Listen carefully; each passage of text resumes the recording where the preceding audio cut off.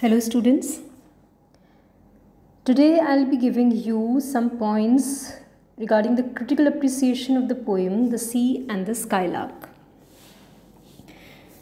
The mood of the poet in this poem is joyous in the octave, where he describes the natural sounds of the sea with a passing reference to the waxing and waning of the moon and the skylarks singing.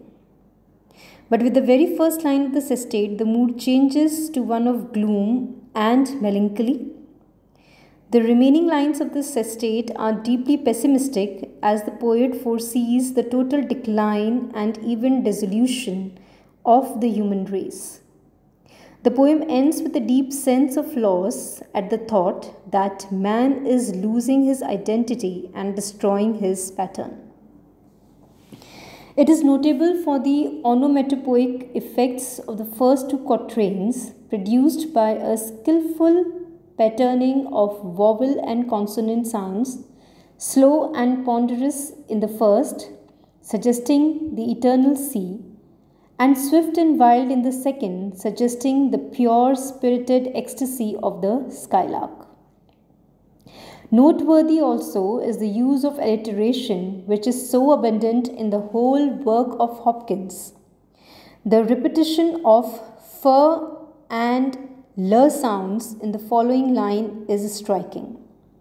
With a flood or a fall, low lull of or all roar. Then the repetition of k and v sounds in the following line also is very striking. In crisps of curl, of wild winch whirl and pour.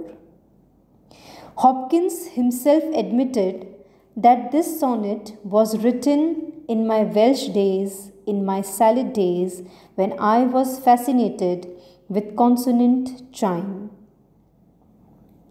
Lines 6 and 7 of this poem are somewhat troublesome, as containing a metaphor which is not quite clear. The difficulty arises from Hopkins' two coinages here, rash fresh and new schemed. Hopkins himself realized the difficulty for the reader and sent a long explanation of these phrases to Bridges, Robert Bridges, who later on compiled his works. Rash fresh, Hopkins wrote, to quote him, rash fresh means a headlong and exciting new snatch of singing, resumption by the lark of his song, which by turns he gives over and takes up again all day long. Unquote.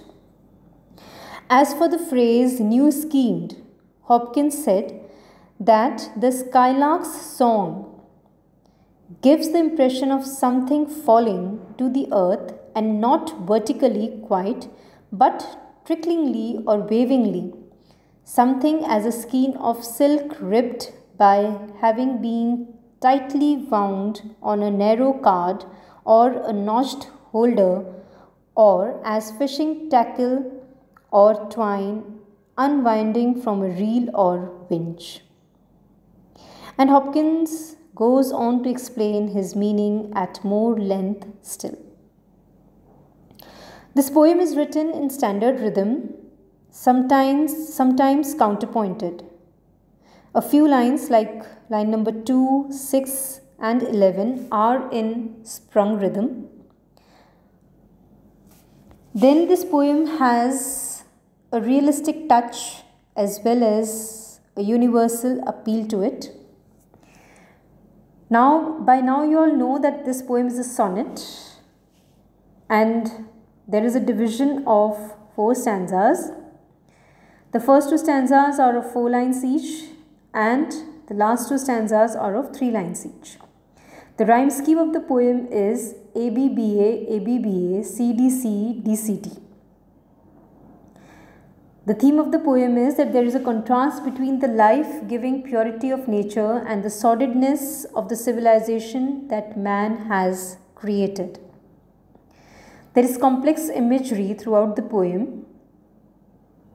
And there is a contrasting mood in the poem, which I had already mentioned, that the first two stanzas have a joyous note, while the last two stanzas have a gloomy note.